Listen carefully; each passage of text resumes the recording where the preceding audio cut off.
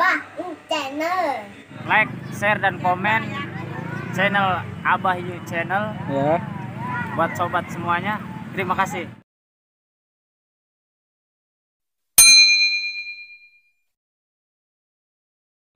Assalamualaikum warahmatullahi wabarakatuh. Alhamdulillahi rabbil alamin. Wassalatu wassalamu ala asrafil anbiya'i wal mursalin wa imamil muttaqin sayyidina wa habibina wa syafi'ina wa maulana Muhammadin wa ala alihi wa ashabihi wa man tabi'ahum bi ihsanin ila yaumiddin. Amma ba'du, faqala ta'ala fi ayatihil karim. A'udzu billahi minasy syaithanir rajim. Bismillahirrahmanirrahim. Wa antasumu khairul lakum in kuntum ta'lamun. Al-ayah wal ma'na wallahu a'lamu bimuradihi bidzalik. Wa qala Rasulullah sallallahu alaihi wasallam, man farriha bidukhuli Ramadan haramallahu jasadahu 'alan niran. Shadaqallahul aliyul azim wa balagha rasuluhun nabiyul habibul karim wa nahnu ala dzalika minasyahidin wasyakirin walhamdulillahi rabbil hadratal mukarramin, segenap para sepuh, para asatid, para ujaz, para bapak, para pemuda, jamaah taklim mushola at-tahiriyah dan sekitarnya, terutama pengurus mushola Al-Mukarram Bapak Ustadz Ahmad Asrori beserta jajaran, dan para sesepuh, para bapak, para hadirin semua yang hadir, yang fa insyaallah semuanya selalu berada di dalam rahmat, maghfirah dan ridha Allah Subhanahu wa taala. Kita panjatkan puja, puji, rasa syukur kehadirat Allah yang Maha Ghafur, yang telah memberikan banyak nikmat kepada kita sampai pada malam ini berjumpa lagi di tempat yang sama, di waktu yang sama, di jam yang sama, yang mudah-mudahan setiap kajian kita melalui langkah kaki ayunan tangan kita, berharap semoga dosa-dosa kita diampuni Allah Subhanahu wa taala.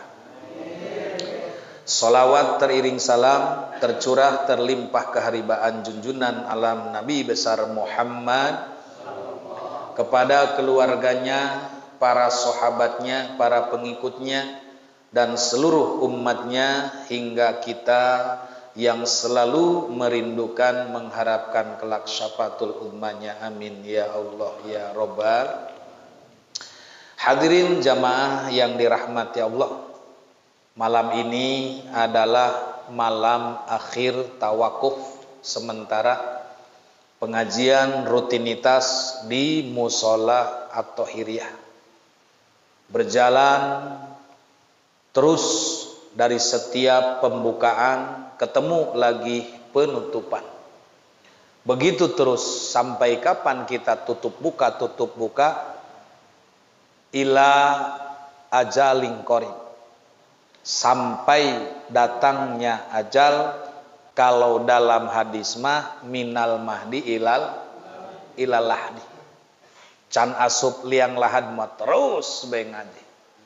Nek gede angin, hujan angin, ngaji bae, aya gempa ge ngaji bae. Luar biasa. Maka oleh karena itu tidak ada pensiun, istirahat bagi urusan-urusan akhirat. Karena manusia itu tidak ada yang cukup dalam urusan ibadah. Bahkan tidak pernah ada jaminan buat kita. Kalau Kangjeng Nabi, Kangjeng Rasul udah pasti ada jaminan. Makanya kata Allah, Assalamu alaika ayyuhan nabiyyu wa rahmatullahi wa barakatuh. Udah dicurahkan, dilimpahkan solawat, salam, rahmat kepada junjungan kita. Berarti sudah ada jamin. Lalu kita yang menjamin siapa? Nabi pun mengajukan jaminan kepada Allah untuk umatnya, tapi umat yang tertentu. Siapa yang mendapatkan jaminan yang diajukan kepada Allah oleh Nabi? Kata Nabi, Assalamu alaina wa ala ibadillahis. Jadi semua umat dijamin, yang penting alaina, yang mengikuti kami, kata Nabi. Iya. Yang mengikuti sunnahnya, yang konsisten di dalam ajarannya, inilah yang akan dijaminkan kepada Allah. Kemudian yang kedua, wa'ala ibadillahi solihin, dan terhadap hamba-hamba yang selalu mengerjakan amal itu. Maka oleh karena itu, ketika kita tidak ada jaminan, maka tidak ada manusia yang cukup dalam bekal akhirat. Makanya kita harus merasa bahwa kita belum punya ongkos. Harus merasa bahwa kita belum punya bekal. Sebab kalau udah merasa punya bekal, akan tenang hidup. Ngerasa aing mah geus loba sodako, aing mah salat bae, aing mah ngaji bae, geus yakin amal aing asup ka surga. Jangan pernah beranggapan bahwa ibadah kita menjamin masuk ke dalam surga. Lalu untuk apa ibadah kita? Ya ibadah kita untuk jaminan 3. Dengan sholat, dengan zakat, dengan puasa, dengan haji, bukan untuk surga, tapi untuk mendapat 3 perkara dari Allah. Yang pertama adalah maghfirah, yang kedua adalah rahmat, yang ketiga adalah ridhonya Allah subhanahu. Jadi makin kita banyak mengerjakan ibadah, Allah makin ridho. Makin banyak kita taat, makin banyak ampunan dosa. Jadi hanya itu yang kita harapkan. Makanya setiap habis sholat tidak berhenti istighfar. Apa artinya istighfar? Permohonan ampun dari segala dosa. Karena kita di luar sholat banyak Di luar sholat mata orang maksiat terkenang ngadelen nu deplon pan laju bae. Pamail ge ngagek-gek bae. Bari motong-motongkeun beusi ge mata mah kieu bae. Tuh. Jatuh di deuleu hoopan.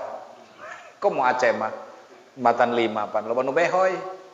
Tah, jadi eta teh ku urang dihapus ce. Anu jam 10, jam 11 teh engke dihapusna nalika jam 12 ketika urang ngalaudu, ketika urang salat urang istighfar deui. Jata di teh nya astagfirullahaladzim alladzi la ilaha illa huwal hayyul qayyum wa atubu ilaih min jami'il ma'asyi. Segala dosa dan kehilapan, dosa-dosa disengaja maupun tidak, kita mohon ampun. Itu ya. Maka oleh karena itu hadirin jamaah rahimakumullah, ya, kita buka di halaman 201 ya. Mana 201 di makalah yang kedua. Bismillahirrahmanirrahim. Allahumma aftah alaina bihikmatika wansur alaina rahmataka ya dzal jalali wal ikram. Allahumma aftah lana bifutuhil arifin. Di makalah yang kedua inilah kita bersandar dan kita masuk dalam dermaga.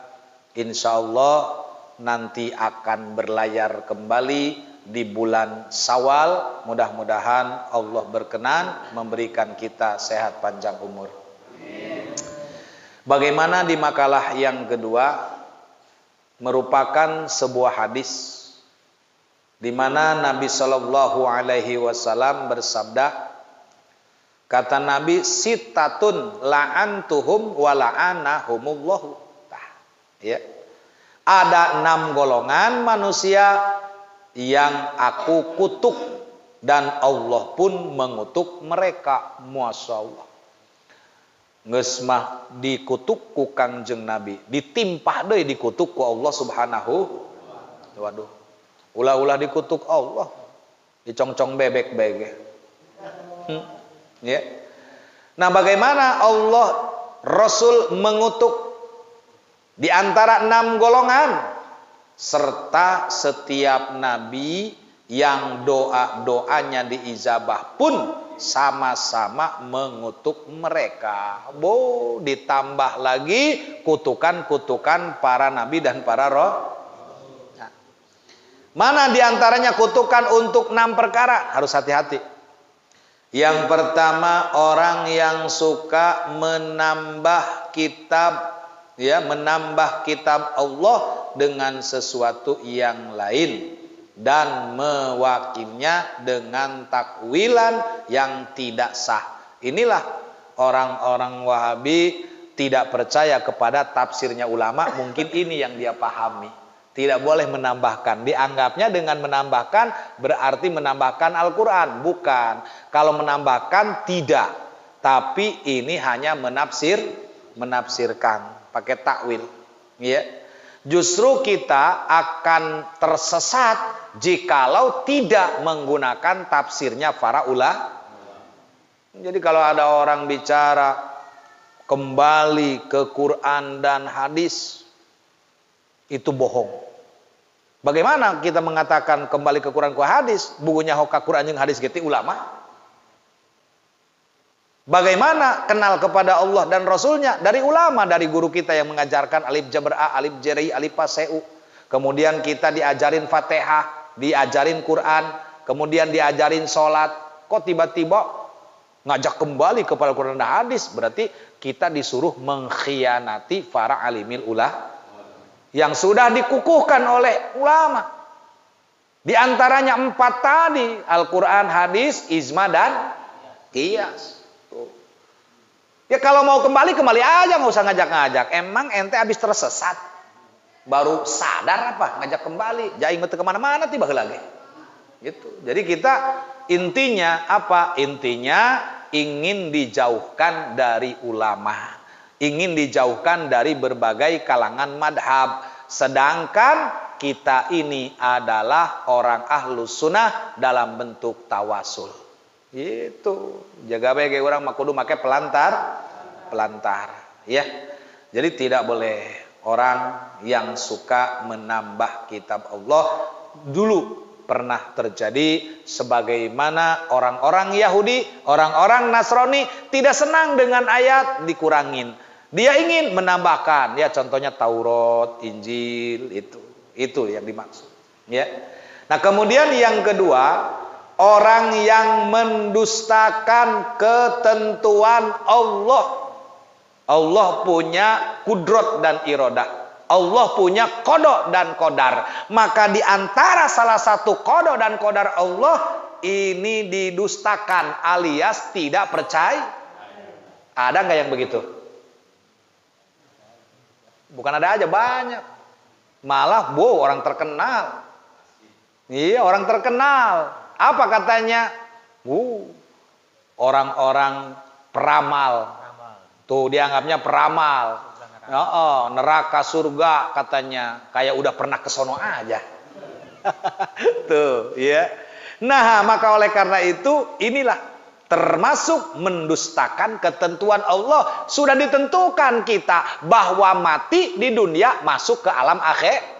Dan di akhirat ada neraka, ada itu, insyaallah. Iya, udah jelas. Makanya begitu ibaratnya dikutuk, akhirnya belok mulutnya. Sub.